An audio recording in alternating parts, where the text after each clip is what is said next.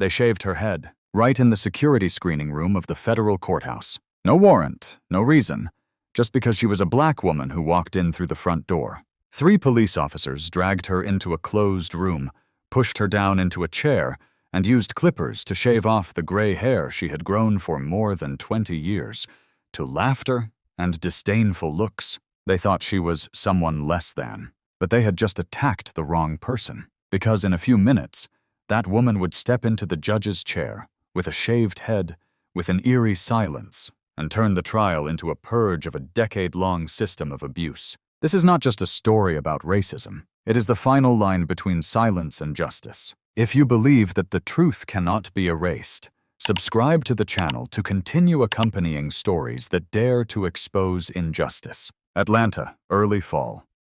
The chill air drifted across Peachtree Street, like a quiet greeting from a city that had yet to fully awaken. The clock read 7:59 a.m. The woman stepped out of her old but well-kept silver Buick. She walked slowly, each step measured. Not hurried, not leisurely, but the stride of someone accustomed to facing the gravity of the world. Her name was Loretta Cain, and she was 48. And she was more than just a citizen. She was a federal judge. Someone who held the gavel to decide the fate of those who had abused their power. But that morning, no one in the building knew. And maybe they didn't want to know. Loretta wasn't wearing a judge's robe. She never wore one in the hallways. "You don't have to shout that you have power. Just know that you have it," she had said.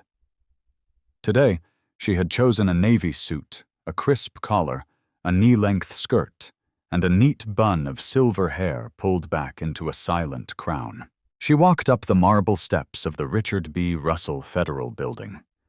The early morning sunlight filtered through the oak trees, drawing her shadow across the courtyard like a slow stroke of a pen, steady and unstoppable.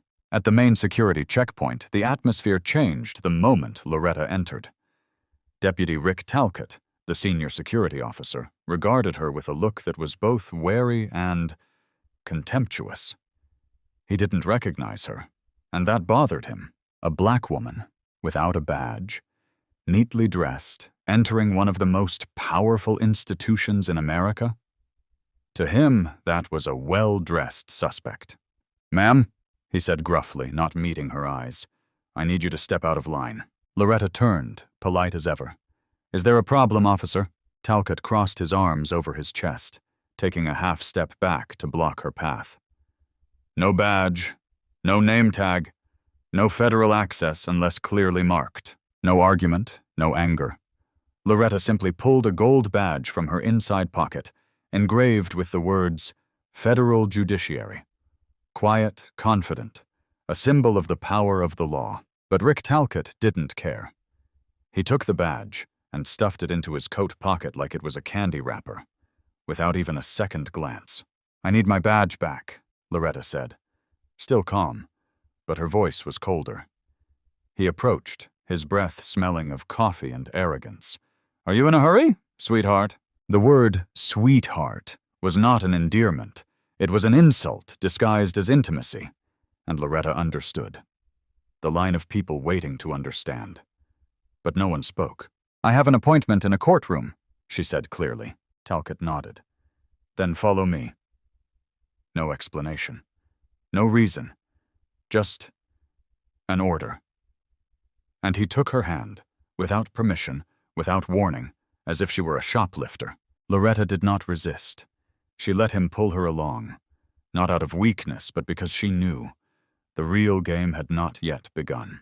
They turned into a side hallway where no one was passing.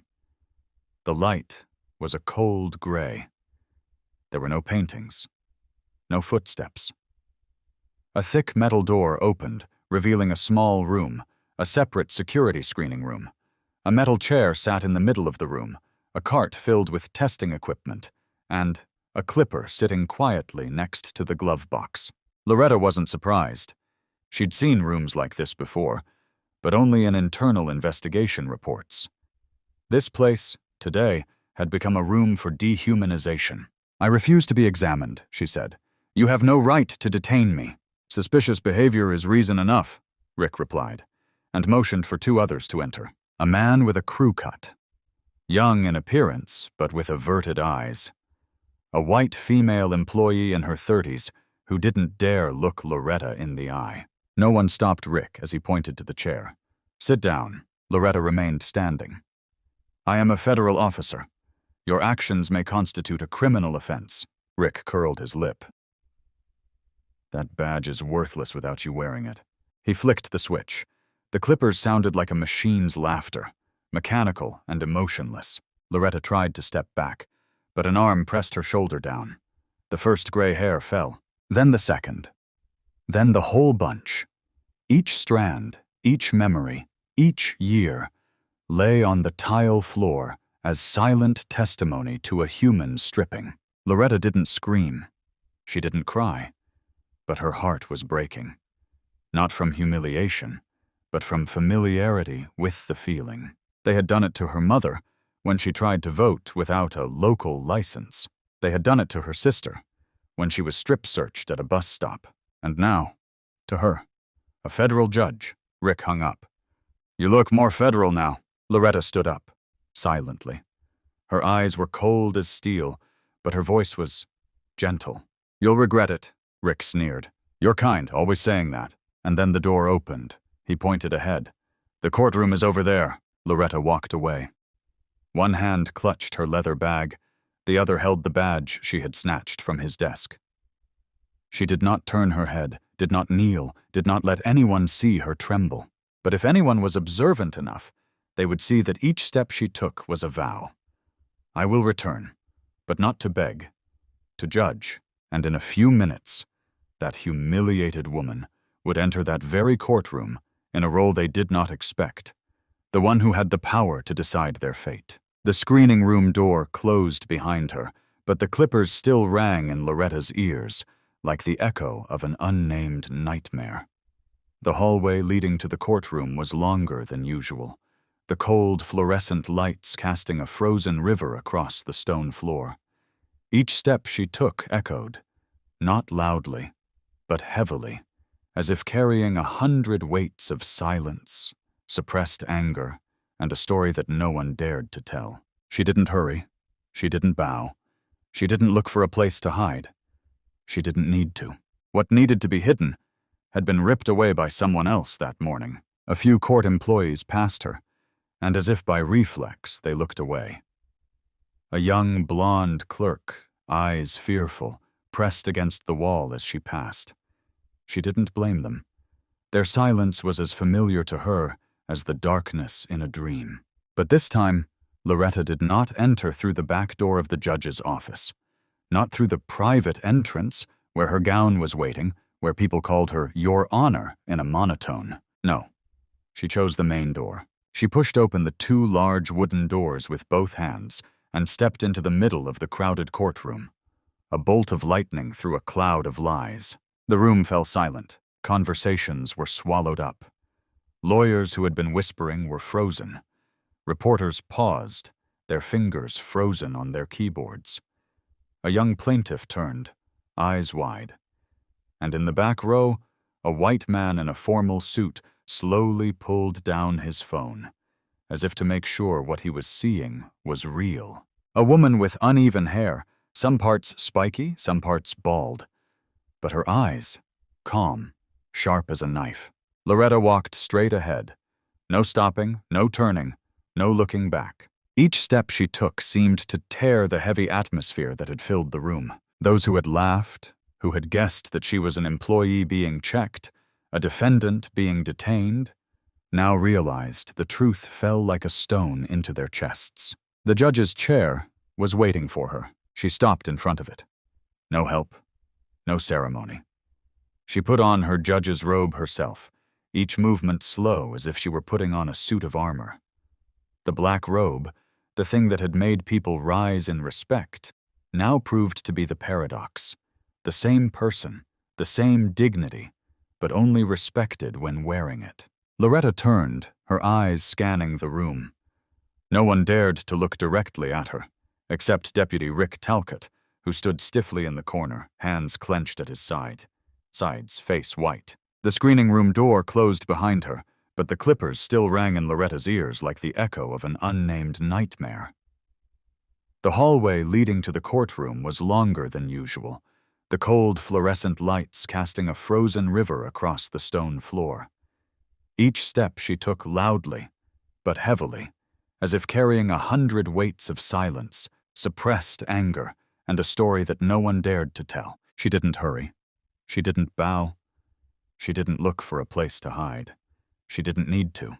What needed to be hidden had been ripped away by someone else that morning. A few court employees passed her, and as if by reflex, they looked away. A young blonde clerk, eyes afraid, pressed against the wall as she passed. She didn't blame them. Their silence was as familiar to her as the darkness in a dream. But this time, Loretta did not enter through the back door of the judge's office. Not through the private entrance, where her gown was waiting, where people called her Your Honor in a monotone. No, she chose the main door. She pushed open the 2 large wooden doors with both hands and stepped into the middle of the crowded courtroom, a bolt of lightning through a cloud of lies. The room fell silent. Conversations were swallowed up. Lawyers who had been whispering were frozen. Reporters paused, their fingers frozen on their keyboards. A young accusation turned, eyes wide, and in the back row, a white man in a formal suit slowly pulled down his phone, as if to make sure what he was seeing was real. A woman with uneven hair, some parts spiky, some parts bald, but her eyes, calm, sharp as a knife. Loretta walked straight ahead. No stopping, no turning, no looking back. Each step she seemed to tear the heavy atmosphere that had filled the room. Those who had laughed, who had guessed that she was an employee being checked, a defendant being detained, now realized the truth fell like a stone into their chests. The judge's chair was waiting for her. She stopped in front of it. No help, no ceremony. She put on her judge's robe, each movement slow as if she were putting on a suit of armor. The black robe, the thing that had made people rise in respect, now proves to be the paradox. The same person, the same dignity, but only respected when wearing it. Loretta turned, her eyes scanning the room. No one dared to look directly at her, except Deputy Rick Talcott, who stood stiffly in the corner, hands clenched at his side. His face white. Rick Talcott stood as if nailed to the floor. No one in the courtroom moved. Even those who were preparing to leave their seats to collect their papers stopped, watching this unprecedented scene in the history of the court. "Step forward," Loretta repeated. Her voice was not high, not harsh, but it was enough to split the thick air in the room. He hesitated. 1 beat, 2 beats. Then he walked toward the center of the courtroom like a puppet on strings, his steps heavy as if stepping on stone. The room was silent. Not a cough. Not even the rustle of papers. Only the sound of Rick's shoes on the wooden floor, and Loretta's eyes following him like an invisible sentence yet to be pronounced. He stopped in front of the dock, the same spot where so many defendants had stood, those he had scorned as escorts, those he had held down, those he had called suspicious, simply because they were brown, black, or simply not quiet enough. Loretta slowly placed her hands on the court table. Her fingers tapped a gentle rhythm like a countdown clock, as if reminding Talcott that his time in the illusion of power was running out. "What is your full name?" she asked, her eyes never leaving. He swallowed. Rick Leonard Talcott. Current position? Deputy Chief Bailiff, Atlanta District Court. How long have you been with this facility? Almost 16 years, Your Honor. Loretta nodded slightly. She took no notes. She already knew the answer. She just wanted everyone to hear him say it for themselves. And in those 16 years, she paused, looking him straight in the eye. How many complaints have you had for abuse of power, discrimination, or harassment of citizens at the security checkpoint? His lips pressed together. A flicker of uncertainty crossed his eyes. I don't know, Your Honor. I don't remember the exact number. Then let me remind you, Loretta said, her voice steady as water, but each word like a poisoned arrow. 12 formal complaints. And according to the records I was given this morning, not one of them was ever properly processed. A second shock rippled through the room.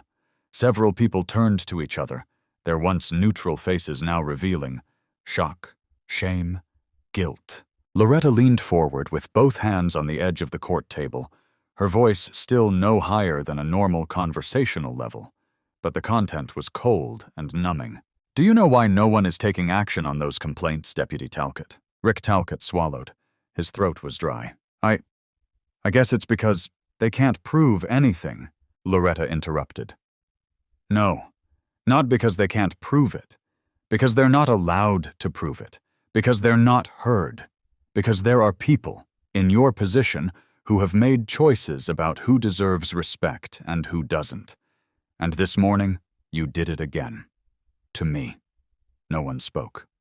No one moved. Rick stopped meeting her eyes. He kept his head down. But Loretta did not take her eyes off him. A gaze that stripped away the false armor he had worn for years. You didn't ask for my name, she continued. You didn't check my records. You didn't verify my title. You saw a black woman without a name tag, and you saw an opportunity to exert power. She paused. And you shaved my head. The room was filled with gasps. A typist dropped his pen, not daring to pick it up. The court clerk clutched a stack of papers so tightly that the corners crumpled. Rick trembled. For the first time in years, power had slipped from his grasp, and he couldn't hold it back. Loretta slowly straightened, leaning back in her chair. Her eyes closed for a few seconds, as if weighing the difference between anger and justice. This trial is not over. There are still witnesses. There are still truths to be told. But the first thing I want to make clear here is that I am not here for myself. I am not here for vengeance. I am here because I am a judge, and I will do my duty as a judge. Then she turned to the clerk. Let's adjourn the trial for 20 minutes. When you return, continue with the testimony of the third witness, and, she glanced at Rick, take Mr. Talcott to the private room. We will continue with him later. Rick did not protest. He just stood there, his hands hanging down, as if he knew that everything from that moment on was different. Loretta stood, her robes fluttering with the movement. And as she stepped off the podium, something strange happened. The entire room rose, not out of ceremony, not because of the call of all rise. They stood out of respect. For the first time in years, no one stood up for the cloak. They stood up for the woman inside the cloak. The courtroom returned from recess with a different atmosphere. No more hushed chatter. No more contemptuous glances at the short-haired judge. No more half-believing whispers. Instead, everyone sat a little straighter, held their breaths a beat longer, and waited a little longer for something to become clear. Behind the heavy wooden door, Loretta Cain appeared again. Her black robe covered her from shoulder to heel, but this time it was not a disguise for power.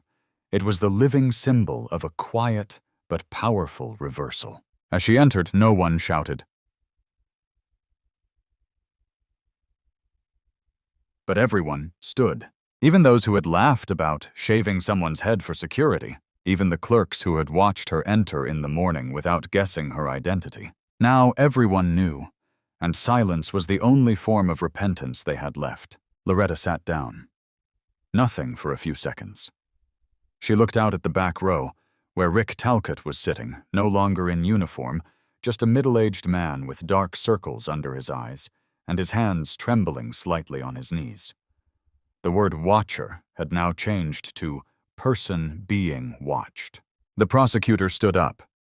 Your Honor, the prosecution would like to call a third witness, Denise Ralston. A middle-aged black woman entered. She wore a gray suit, glasses, and her short hair was neatly combed. Not a standout, but there was something about the way she stepped onto the podium that made the room sit up straight. Denise looked at no one but Loretta, and Loretta, recognizing the woman, tilted her head slightly. Her eyes softened. This was the person who had worked in the records room. A long-time employee, always quiet, always doing her job well, and never causing a scandal. But today, she appeared to no longer be silent. "How long did you work at the Atlanta Federal Courthouse?" the lawyer asked. 9 years, Denise replied, her voice calm. 8 years in the filing room, 1 year at the complaints desk.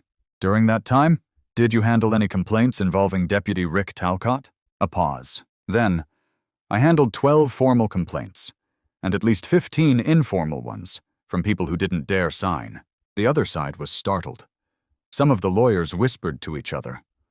Rick looked down at the floor, his hands now clenched so tightly that his fingers were pale. Prosecuting attorney. "So what happened to those complaints?" Denise glanced at Loretta again, as if asking permission. Loretta nodded slightly. "They were handled internally," she said, meaning put in a cabinet or disappeared. A murmur of whispers spread through the room. Many people could not hold back any longer. Some shook their heads. Some closed their eyes as if they did not want to believe it. But no one objected. "And who ordered it?" the attorney asked. Denise took a deep breath. Her eyes were no longer fearful. "Judge Brent Holloway, my immediate superior." The prosecution was stunned. Holloway, who had been in so many news reports, had been Loretta's closest advisor when she first started out. The room turned to Loretta, wanting to see her reaction. But she just closed her eyes for a second. Not long, not dramatic, but enough to make it clear. The disappointment needed no words. Denise continued. Slowly but firmly, "I asked Mr. Holloway, why not just handle it? Why not investigate it? He said, if we start handling cases one by one, we'll lose the public's trust. They need to see the court as a place of order, not chaos." Loretta gave a light tap of the gavel. "Thank you, Mrs. Ralston. The court has taken note." She turned to the secretary. "A 10-minute recess. After that, I will question Deputy Talcott directly." As everyone left the room, Loretta remained. Alone. Her robe draped over her shoulders, but it no longer felt heavy. She took a file from her desk drawer. Copies of 12 complaints. Each page was an abandoned plea for help. A testament to the abuse of power legitimized by signatures, seals, and years of silence. And now, that silence was about to end. 10 minutes passed, but in the courtroom, it felt like a century of silence. When Loretta Cain banged her gavel to call the court back, they weren't just returning to the records and testimony. They were returning to history. Rick Talcott was led to the center. This time, no one needed an order. A young court officer had taken the initiative to escort him forward, standing behind him like a silent silhouette, but keeping all eyes on the man who was in power, now under surveillance. Rick sat in the witness chair. The chair was usually reserved for those who witnessed the truth. But today, it was reserved for someone who had been exposed. Loretta didn't look at him right away. She took out her glasses and flipped through a thick file titled, "Complaints Against Deputy R.L. Talcott. Internal Review Denied." She opened the mic. The voice was as calm as still water, but anyone who heard it could feel the undercurrent beneath it, pushing up everything they had hidden. "Mr. Talcott," she said, "do you remember the woman whose head you shaved this morning?" Rick stared at the edge of the table. I didn't know it was you, Your Honor." "So if I wasn't a judge," Loretta tilted her head, "it was legal?" He was silent. She continued, "Or do you think, if I were just a black woman of unknown status, that violating their body, humiliating them by cutting off their hair was not something worth worrying about?" Rick's lips moved. "I was just following procedure." Loretta pulled out a piece of paper and held it up. "There's nothing in the official security screening manual that says you can cut a citizen's hair without a warrant." Rick bowed his head. "So what did you do it for? Out of suspicion or power? Or just because you thought you could?" In the back of the room, Denise Ralston, the witness just now, was tearful. One of those who had seen it, who had gritted their teeth and ignored it. And now every question Loretta asked was for all of them. Those who had been slighted, who had been humiliated, but who had not been in a position to fight back. Loretta continued, "As a federal judge, I declare that your actions this morning were a violation of Section 242 of the United States Penal Code, a violation of civil rights under the law. But as the woman you humiliated, Her voice dropped. No longer cold, but as if each word was emphasized with pain honed over the years. I want you to know that you didn't just cut my hair. You cut my memories, my pride, my legacy in that silver hair. You treated me like I was nobody, and you're not the first person to do that. No one moved. No one dared to type. No one breathed. The truth, spoken in silence, was louder than any scream. Loretta banged her gavel.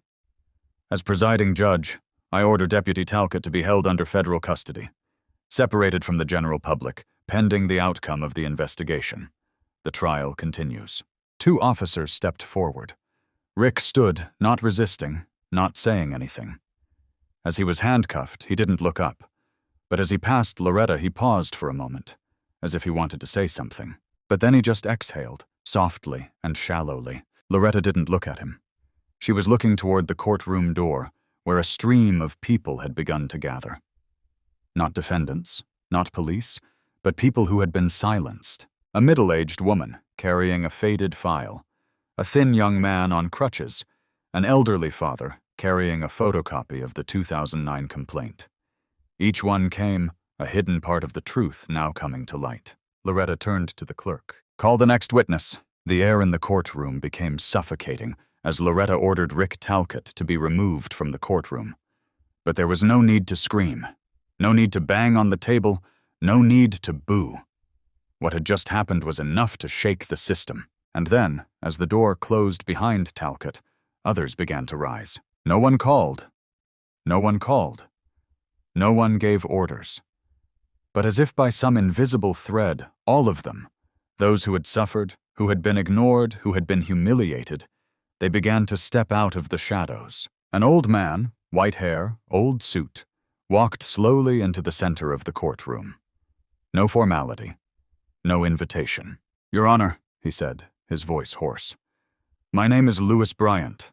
In 2011, I was arrested in this very courthouse. I was pushed against the wall by Talcott when I dared to ask why my daughter's case was dismissed. He broke my arm. I broke my ribs. In the report, they said I fell." Loretta sat up straight. "Have you filed a complaint?" "Yes," he nodded. "I filed it right away. But they said there wasn't enough evidence. No one believed me. I quit. I haven't been back to court since." He paused for a moment, then looked straight at Loretta. "But today, I came back because I saw you stand up. And I thought, maybe it's time for us to do the same." The room froze. Loretta was speechless for a few seconds. But before she could say anything, another hand went up. Then another, then 5, then 10. Each carried an old scar, a yellowed record, a buried memory. A brown woman stepped forward, trembling so much she almost fell. I'm a nurse," she said. "I was strip-searched once for carrying needles when I came to testify. They searched my pockets, called me a drug whore. Talcott did that, and no one believed me." A young man, slim, tattooed, spoke up. "I went to file bail. He pinned me against the wall, twisted my arm just because I was wearing a hoodie and I was black." The room was no longer a courtroom. It was a witness room. Not one testimony, not one witness. It was an entire community, all at once, all in shock. Loretta stood up, stepped away from the judge's chair. She didn't bang the gavel, didn't say anything for several seconds, just stand there, watching the once silent people rise. A young woman, in a business shirt, glasses, stepped forward. "I was a former intern. I saw him humiliate a native woman in front of the staff. I said nothing. I was scared. But now, I want to testify." Loretta nodded. "All those who are ready, room 3 will be opened for formal testimony. All testimony today will be turned over to the Federal Bureau. No more burying, no more hiding." A round of applause broke out, not loud, not dramatic, but the kind of applause of hope, of people who thought they were invisible, now seen. Believed. Unchained. When Loretta returned to the bench, her eyes sparkled. Not because she was weak, but because she was witnessing something bigger than the law, the truth told without permission. She took a deep breath, looking around the room. Today is not about one man. It is about a system that has allowed people like him to survive for too long. A system that thought itself invulnerable, but it forgot that the downtrodden will not remain silent. Her voice grew stronger, and today we are not dealing with one man. We are beginning to deal with a legacy of silence that has lasted for decades. A moment of silence. Then everyone stood. As soon as the courtroom door closed after Rick Talcott was taken away, the atmosphere in the room seemed to change to a different substance. Thick, heavy, but no longer fear. But expectation. Expectation that no one had dared to believe for a long time, that the truth would have a place to live. Judge Loretta Cain sat silently in the dock. No one spoke. No need. People knew. The real earthquake had just begun. Then from the back row, a voice rang out, not loud, but clear. "Your Honor, I have something to say." An older man stooped, his hair already white, stood up shakily. He had no lawyer. He had not been summoned. But no one stopped him. "My name is Louis Bryant. I was arrested here in 2011 because I raised my voice in the courtroom when my daughter's hearing was closed and her appeal was denied. Deputy Talcott grabbed me by the collar, slammed me against the wall. 2 broken ribs. The complaint was gone. They said I fell." His voice shook. "I never came back, until today." A wave of whispers rippled through the courtroom like a cold winter wind. Then someone else stood up. A brown woman in an old cardigan, holding a yellowed file. "My name is Tracy El Masri.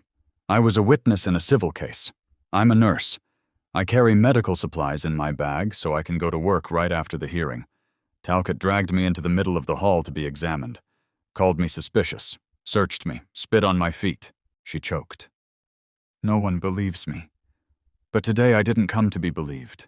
I came to stop being silent." No one stopped. No one turned away. On the contrary, all eyes turned to them. Then a young man stood up.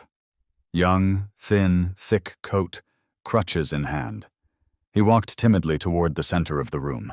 "My name is Darnell, 22 years old. Last year I went to court to file bail for my cousin. Talcott said I looked dangerous. He made me put my hands up against the wall. No warrant, no reason. My left shoulder was dislocated. Complaint, no response." He looked at Loretta, his eyes confused, but hopeful. "I never thought I'd be standing here, but today I dare." The room seemed to hold its breath. Each word was a piece of the puzzle. A piece of the picture of tyranny hidden for years. Terms. Judges. Loretta stood up. No words. "Just step down from the stand closer to them. Anyone who has been a victim," she said, her voice ringing like church bells. "Come forward. Room 3 will be open. Someone will take notes. Someone will listen. And this time no one will turn you away." A woman stood up. Then 2. Then 5. Then 10. All colors, all ages, some with babies in their arms, some pushing wheelchairs, some holding letters handwritten in blue ink. They didn't shout slogans. They didn't bang on the table. They just stepped forward. And that silence was the loudest voice. In the reporter's box, a man sat silently, a tape recorder in front of him, his eyes red. He was a reporter for the local paper who had interviewed Rick Talcott about courthouse security. Today, he understood. He had written wrongly about a wronged person. Loretta turned back to the stand, her robe fluttering as she walked. "Ladies and gentlemen," she said, looking directly at the prosecutor and the audience, "this trial is no longer about an individual. It is about a system that has swallowed the truth for over a decade." She held up a stack of files, copies of 12 formal complaints that had been dismissed. "I have evidence that these complaints were filed in a filing cabinet and labeled baseless without review by previous judges, including Judge Holloway." There was a murmur. A few once powerful faces paled. "We are not just arresting a deputy," Loretta continued, her eyes blazing. "We are digging up the skeletons that lie beneath this seemingly solid foundation of justice." Then she banged her gavel. "The trial continues, but the truth will not be buried." In the back of the courtroom, the intern, Megan, sat clutching her files. She had seen Talcott insult a witness, had bitten her lip and turned away. Today, for the first time in her life, she stood up and walked towards room 3. Loretta watched, her eyes unable to hide her emotions. On social media, the clip of Loretta ordering Rick Talcott's arrest had been shared millions of times. But what people didn't know was that the most touching part was still happening here, right now, in the small room where the truth was being told word by word, person by person. The next morning, the courthouse hadn't opened yet, but the media was already lining up outside the gates. Local newspapers crowded alongside national news outlets. The Rick Talcott case was no longer a personal matter. It had become a symbol of a court system that had long tolerated wrongdoing. Inside, Loretta Cain sat alone in the courtroom before her scheduled appearance. She spread out before her the complaints, the redacted copies of the report, and a list her clerk had quietly handed her that morning. The list included the names of 4 judges who had signed off on the dismissal of the complaints. Also included were 3 prosecutors who had refused to investigate and 2 clerks who had destroyed camera evidence. At the bottom of the list, a name that made Loretta's hand tighten. Brent Holloway. The man who had called her Justice Incarnate. The man who had been her mentor. The man who had been silent and abetted. When Loretta entered the courtroom that morning, the room rose. No longer did they see her as a silver-haired woman. Now they stood because she was the embodiment of unyielding justice. "Before we proceed with the next testimony," Loretta said, her voice booming, "the court will present a new batch of evidence submitted by internal court and civilian witnesses." She held up a file printed in red letters. "Confidential. Suppressed complaints and internal memos." This evidence demonstrates that over the past 15 years, a network of individuals, including security personnel, prosecutors, and several judges, has been complicit in protecting and preserving Rick Talcott, despite 12 serious complaints and dozens of other testimonies. A few people in the room shifted. A middle-aged man, wearing a federal prosecutor's badge, quietly removed his glasses. His face was white. Loretta didn't miss a beat. The individuals named in this file will be referred to the Office of the Inspector General and the Federal Board of Judicial Ethics, but we're not stopping there. She looked straight at the bench, where 3 men in gray suits sat, without blinking. Yesterday, a former employee, Denise Ralston, testified that the person who directly ordered the shelving of the files against Talcott was Chief Justice Brent Holloway. Today, the court had more evidence. An email sent from Mr. Holloway to the Chief of Court Security in 2018, which read, Loretta opened the printed email, reading it aloud. "Rick may be tough, but he knows how to control the noise. Let him handle it. He's the kind of man we need when it gets messy." The courtroom erupted in gasps, whispers, gasps. Loretta banged the gavel 3 times. "The court demands order." She paused, her eyes sharp as a razor. "The kind of man we need when it gets messy. Is that the definition of an officer of justice? A man who beats people, humiliates women, lies to the public?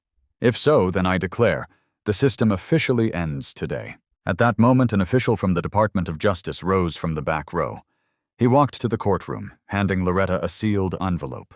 "Your Honor, I represent the United States Department of Justice.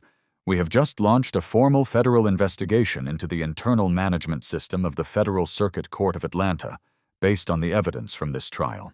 Loretta nodded, without blinking. "I am cooperating fully." The nation began to speak out. A hashtag went viral. "We stand with Judge Cain." Law students stage a silent protest outside the courthouse. Law school professors send petitions to the Senate. Former employees begin to speak out. A former courthouse receptionist writes online, "I used to hear crying in the examination room. Now I understand. It was someone being tortured by those in the guise of defending justice." Since early morning, hundreds of people had gathered outside the Atlanta Federal Courthouse. They weren't there out of curiosity. They were there because they felt betrayed by the very people they had believed represented justice for so many years. Local news stations interrupted their morning newscasts to report live. CNN, MSNBC, C-SPAN, All turned their cameras to the ancient building where Judge Loretta Cain was preparing to announce the names behind the veil of lies. Loretta wasn't sitting in her office that morning. Instead, she stood in front of the break room window, watching the crowd gather outside the gate, holding a list 3 pages thick in bold print. Names, positions, length of service, denials, and in some cases, leaked internal emails. On the list, she recognized 3 people who had helped her get into the profession. One had called her the hope of the system. Now, next to his name, a note read, "Signed to dismiss 4 complaints against Talcott, 2010-2014. A sense of silence washed over me. Not anger, but regret. Regret for a system that promised, if you're good enough, you'll be respected. But the truth was, if you're different, you'll be watched." At 9:00 a.m., Loretta Cain walked into the courtroom. The entire courtroom stood. No one whispered. No one texted. The room was covered in a thin layer of ice. Only her footsteps echoed, like a fateful knock on the door. "The trial continues," Loretta said. "The court will today reveal evidence of a deliberate cover-up of wrongdoing within the justice system, specifically at the highest levels of the Atlanta courthouse administration." She held up a file. File 421C, list of officials who signed off on dismissal or ignored allegations of misconduct by Deputy Rick Talcott. With each name read, the room grew colder. Chief Justice Brent Holloway. 4 dismissals, District Attorney Lawrence Firth. 3 denials to open an investigation. Chief Security Officer Marcy Van ordered the removal of the camera recording of the 2015 hallway brawl. Judge Gregory Mitchell. Internal email. Rick handles difficult people like a circus performer. When Brent Holloway's name was called, a man in the 3rd row finally stood up.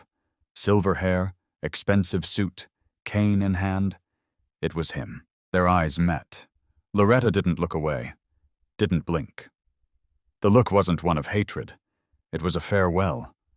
A farewell to an old legend of a system that was supposed to be good. "I used to believe," Loretta said slowly, "that if I did everything right, not speaking up until there was enough evidence, not breaking the rules, the system would fix itself." She paused. "But I was wrong. Because my silence, our silence, allowed people like Rick Talcott to run amok in the armor of ignorance." At that moment, the secretary walked in and handed Loretta a red envelope. She opened it, her eyes slightly frozen. "The Department of Justice has issued an emergency order, a full investigation into the internal operations of the Atlanta courthouse over the past 20 years, pursuant to Title 18 of the Federal Civil Rights Act." The air seemed to crack. A reporter dropped his tape recorder. A witness burst into tears. Loretta banged her gavel. "The court demands order. I'm not done yet." She held up a new file. Expanded summons for witnesses, including internal staff, former interns, security guards, and victims whose cases were dismissed. She looked around. "If you have ever thought of yourself as small, voiceless, unprotected, today this court is the first place to open the door to your truth." Outside the courthouse, CBS led the noon news with the line, "First time in modern history, a court is investigating itself." At that moment, the defense, represented by the law firm Powell and Crane, suddenly filed an emergency motion. "Your Honor, given what has happened to Judge Loretta Cain personally, we fear that the neutrality of the court is being compromised. We request that you recuse yourself from the bench because of a conflict of interest." A chill swept over the audience. The silence stretched, so long that one could hear the clock ticking. Loretta laughed, softly, but it was the kind of laugh that sent chills down the spines of those accustomed to power. "Are you saying that I am not neutral because I was assaulted by Mr. Talcott?" "No." She stood up. "I did not lose my neutrality. I lost my silence. And that is what you are afraid of." The courtroom fell silent after the defense's motion to have Judge Loretta Cain recuse herself from presiding over the trial because of a personal conflict of interest. The person who made the request was Alan Beecham, a veteran attorney at Powell and Crane, known for his cold-blooded argument, his manipulation of public opinion, and his use of the media to pressure the court, and he knew exactly when to strike.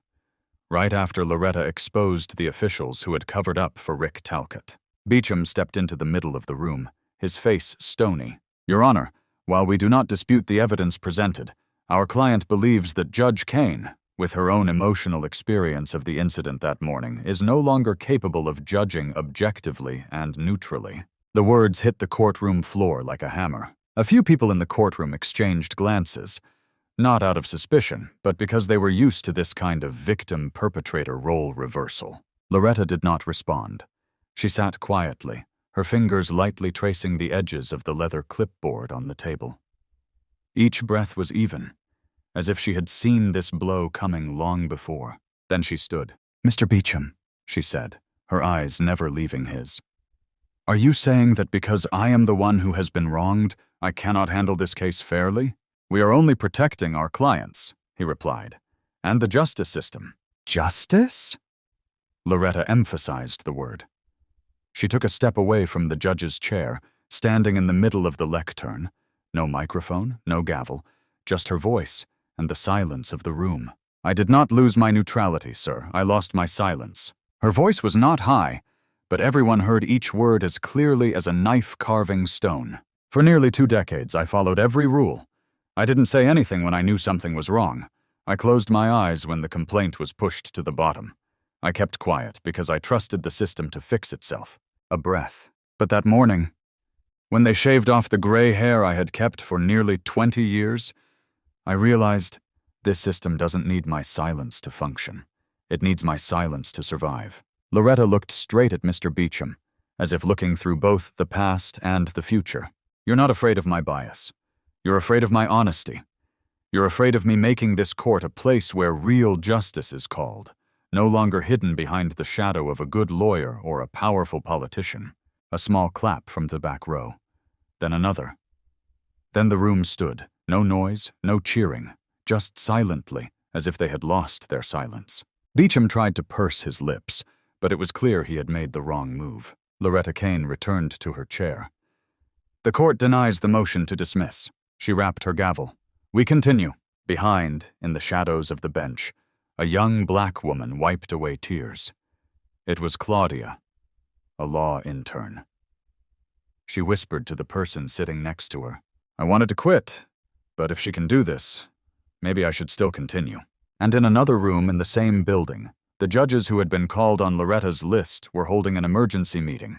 No one sat confidently. No one dared to look at each other. One muttered, "If she doesn't get dismissed, everything will fall apart." And it is. When Loretta Cain walked into the courtroom that morning, the room was packed. Not just the public, not just the press. Faces who had graced the covers of law journals, faces who had been honorable, who had sat in executive chairs, who had shaken hands with ministers. Now they sat, in silence, waiting to see how far Loretta Cain will go. The clerk stepped forward and placed a red-stamped file in front of Loretta. "Supplementary evidence. Basis for submission of key systemic personnel involved in covering up violations." Loretta needed no introduction, no preamble. She opened the file and read, "Judge Brent Holloway, from 2008 to 2000. Signed off on 4 complaints against Rick Talcott. Sent 2 internal emails encourage the court to drop the investigation to preserve its reputation. Intervened in an internal meeting to quash a motion to suspend Talcott. Prosecutor Lawrence Firth declined to open a criminal investigation into Talcott's assault on civilians 3 times, despite having body camera evidence. Had direct contact with Powell and Crane law firm during internal discussions. A serious conflict of interest. Chief Security Officer Marcy Vann directed the tech department to delete 7 security screening tapes, including a 2015 incident where a woman was handcuffed for 16 minutes. Court Administrative Assistant Harrison Keene, obstructing the complaint by refusing to stamp it, internally reprimanded but not publicly. Each name was read, like a stone falling onto the cracked surface of an old fortress. The courtroom was silent. The cameras zoomed in. Some of the named figures did not come, but the people had seen their faces from the replays. No one could hide anymore. Loretta raised her head, her eyes scanning the courtroom. Her voice was cold, not angry, not tearful, but like an indicted read from the heart of someone who had forgiven too long. None of these people physically beat the people. None of them shaved my head. None of them used abusive language. But they opened the door, closed the blinds, and turned on the fans so that evil could live peacefully in this house. A shockwave rippled through the pews. No one moved. And then Loretta took a step away from the stand. She held a large stack of printed papers in her hand, and one by one she held them up. Here are the 12 official complaints, rejected. Here are the 17 witness statements that were ignored. Here are the internal emails, proving they knew and ignored them. And here, she held up the last one, are the signatures of every person who decides silence is better than justice. At this point there was a small sound, the sound of a chair being pushed back. A woman with gray hair stood up in the second row. All the cameras turned to her. I'm Eva Glenshaw, a former internal secretary. I've seen at least 3 complaints moved from urgent to normal and then disappeared. I didn't do anything. But now I'm ready to testify. Loretta nodded. The case will be accepted, and this time no one will bury it. In a hallway nearby, 3 veteran reporters were reporting live. One whispered into the microphone, "We are witnessing something unprecedented. A sitting judge is revealing every single name in the system who was complicit in internal misconduct. A purge, but one that is evidence-based and legal." At the end of the session, Loretta said, "This court has lived in darkness for too long. But justice does not need bright lights. It only needs someone to turn on the lights. Today, I open them, and tomorrow, every court in this system must open them." 2 months after Rick Talcott was sentenced and incarcerated, the Atlanta federal courthouse had changed beyond recognition. New security officers were trained, with the participation of the civilian community and outside monitors. The checkpoint was no longer a place for facial judgment, but the beginning of a true journey of justice. Outside the gate, a new bronze plaque was erected. Inscribed on it were the words, "You need not fear when you enter into justice."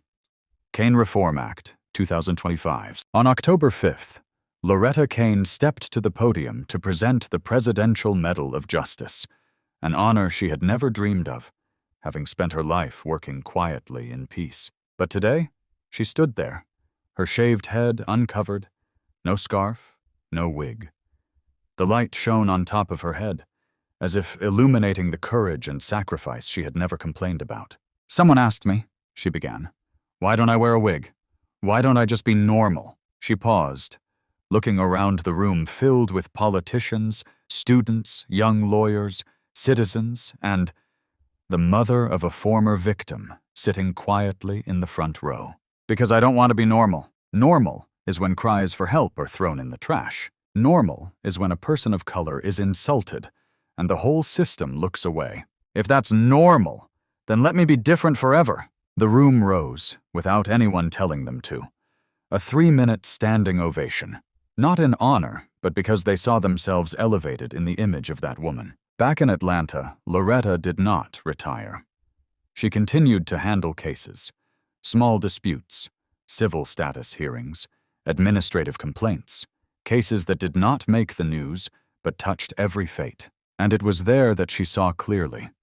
Justice is not just a hammer that strikes down strongly, but a look that listens to a single mother crying because she lost custody of her child, or a nod of comfort to a young man asking for a chance to start over after his first mistake in life. One winter afternoon, as the gentle sunlight shone through the office window, Loretta Cain was sorting through some files when there was a soft knock on the door.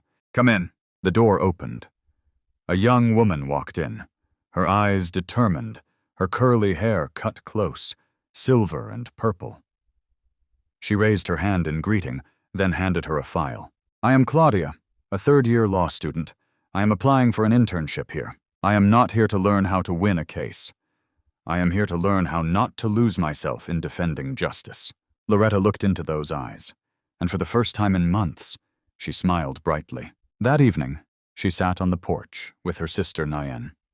They said nothing, just drank ginger tea, listened to the wind blowing through the leaves, and the faint rustle that seemed to tell the story of the violent days that had passed.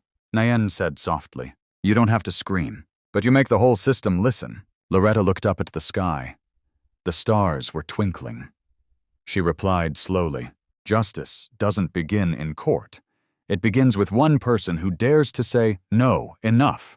In December of that year, the Cain Mandate Act was passed in Congress. It includes mandatory anti-discrimination training for all federal court employees, an anonymous public reporting system, protection for witnesses who report internal misconduct, and sanctions for any judge or prosecutor who ignores a legitimate complaint. But for Loretta Cain, the glory lies not in the medal, not in the inscription on her name, but in the Sunday morning when she walked into the courthouse in her old coat. No one looked at her suspiciously anymore. Only a young security guard stood up, nodded slightly, and said, "Good morning, Mrs. Cain. Thank you for making this place a place I can trust. You have just witnessed a story that is not a movie script. It is the naked truth in a courthouse in America, where a black woman was treated like a criminal, even though she was a federal judge in that very system. They didn't need a reason. They just needed prejudice. They just needed the color of her skin. They just needed to think, she's not important, and that was enough to drag her into a dark room, pin her to a chair, shave her hair, rip her dignity, and then throw her out as if nothing had happened. But they were wrong. They didn't just shave one woman's head. They shaved the dignity of millions who had been ignored in silence. And it was Loretta Cain, the woman who walked out of that room not weak, but determined and righteously angry, turning her personal humiliation into a systemic purge. She didn't seek revenge. She delivered justice, and for the first time in years, those who had hidden, who had looked the other way, who had signed the petition to dismiss the complaint, were called out in public. But don't feel relieved yet, because the scariest thing is not a cop named Talcott. It's the entire system that protected him for nearly 2 decades.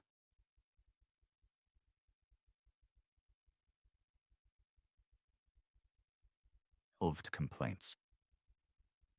It's the internal emails advising each other to maintain the image of the court. It's the complicit nods in the quiet hallways. Silence.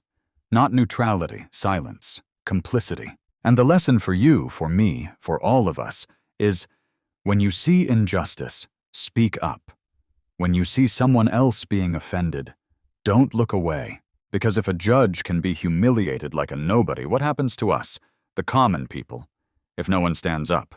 Loretta didn't want to be a symbol. She just wanted to be heard. And the magic is, when she broke the silence, a whole generation started to stand up with her. If this story makes you angry, if you've ever seen yourself in Loretta Cain's eyes, if you believe that the truth must be told, regardless of power, hit like to support her. Leave a comment to say you're on the side of truth. And don't forget to subscribe so you don't miss more powerful stories like this.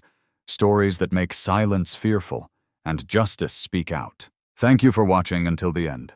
See you again, in the places where the truth is still buried, and together we will explore.